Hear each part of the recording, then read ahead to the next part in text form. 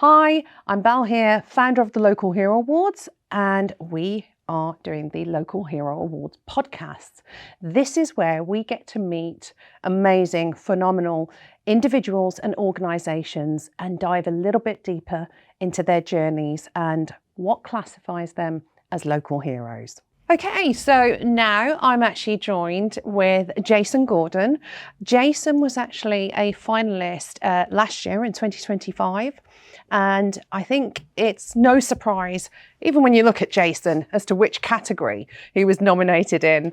So, Jason, how are you today? I'm very well, thank you. Yeah. Very happy to be here. Yeah, we're happy to have you Thank too. you. Tell the viewers, anybody that's watching, where are you from? Because obviously Local Hero Awards is national. Yes. So where are you from exactly? So Birmingham, UK, as you can probably tell by the accent. We've got to do it. We've got to do it. We got to with do it. Birmingham. Yeah.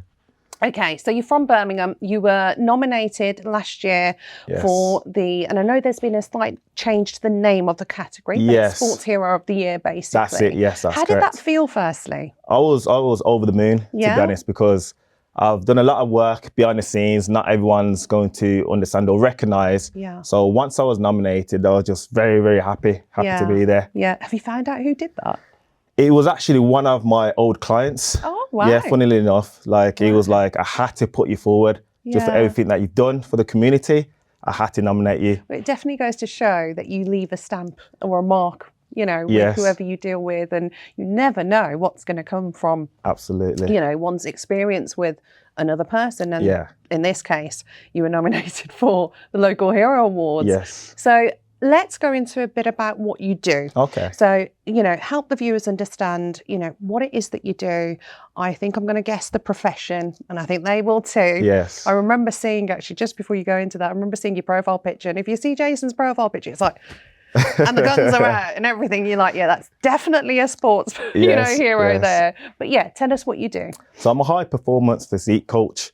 So I'm also a men's physique bodybuilding champion. So I get corporate leaders into the best shape of their life. Yeah. Help them to overcome burnout, help them to find clarity in their life. Yeah. My background's in corporate, believe it or not, for like 10 years. Wow. So work with a lot of corporate leaders just to help them get to their best version of themselves again. Yeah. How old are you, if you don't mind me asking? I know this is going to go everywhere, but... Yeah, I'm 36, so not a lot of people probably know that. Wow. Yeah, 36. I was going to say, when you said you've done 10 years of this, so you started quite early as well then. I did, yes, I did. But initially, I was playing football since 10 years old. Wow. And didn't work out. Obviously, I would be playing in the Premiership if it did. Yeah. So it didn't work out. Worked in finance for 10 years, mainly accountancy for 10 years.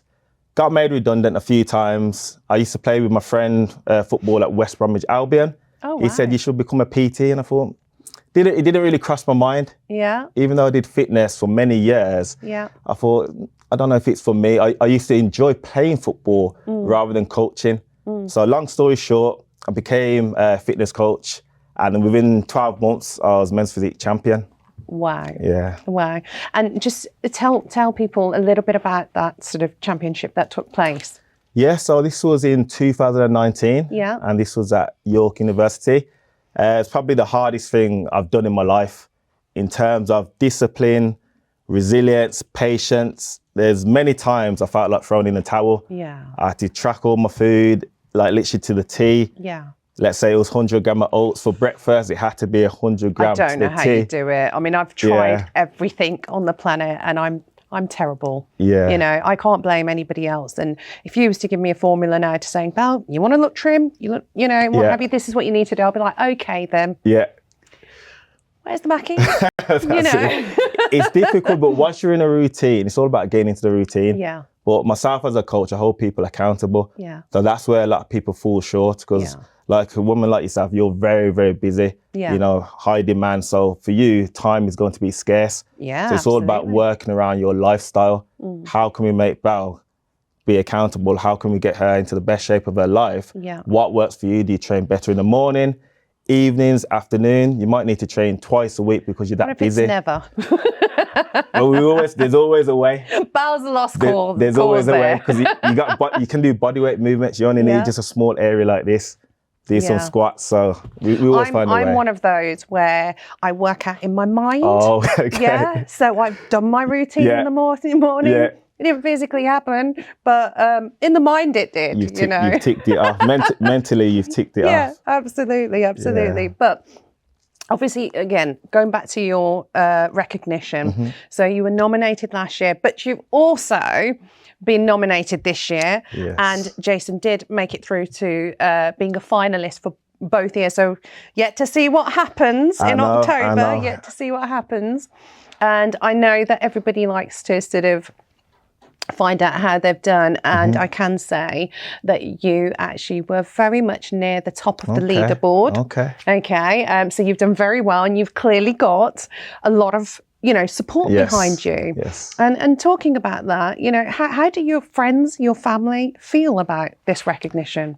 To be honest, a lot of them, not in a funny way, they're not surprised because, like I said, they see a lot of the work. Yeah. So it's just about showcasing it to the world now. Yes. So a lot of people have seen what I've done, like I said, behind closed doors. Yeah. Before social media, I've been working. Yeah. I've been working a lot behind the scenes. So it's just more about getting the recognition now. But they're all very proud. Yeah. And how can something like this, help you? I mean, have you noticed any difference? Does it help? Because, this is what the Local Hero Awards is about. It's about recognising, your grassroots people, that will inspire, encourage, they can show you, resilience. Absolutely. And that's what we want to bring to the forefront, which helps, obviously, anybody out there that's hearing people's stories like this as well. So do you feel it's had any sort of effect in that way at the moment? Absolutely. It's definitely put me above a few peers, I would say. Yeah. Just that extra recognition. Yeah. Because it's a massive award. Yeah, of course. Local heroes. Yeah.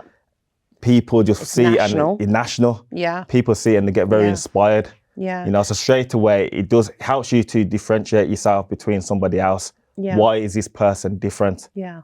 So it definitely helped 100%. Yeah. And obviously from the championship that you was doing, obviously an award ceremony, they're two different things, aren't they? They are. So what were you expecting, and sort of what happened when you arrived at the main event last year for the Local Hero Awards? To be honest, tell us in your words. It was literally the red carpet event, literally. We had a lot of celebrities as well. Yeah. So it definitely over-delivered. Yeah. I knew the standards was going to be high, but when I seen just even how everybody was dressing up, it was like top tier. Yeah. You didn't hold back at all. The venue, you went all out, was in London. It was just amazing event. Well, we're back in Birmingham this year. We're back home. We're local. Yeah, so I'm really, really looking forward to that. Less travelling for us. Absolutely. But we have, obviously, like I said, people coming from everywhere across the UK. Yeah. And how does it make you feel? Because it has gotten stronger. Each year it's getting stronger and stronger. Yes. How does that make you feel? To be honest, I want to work with people globally anyway.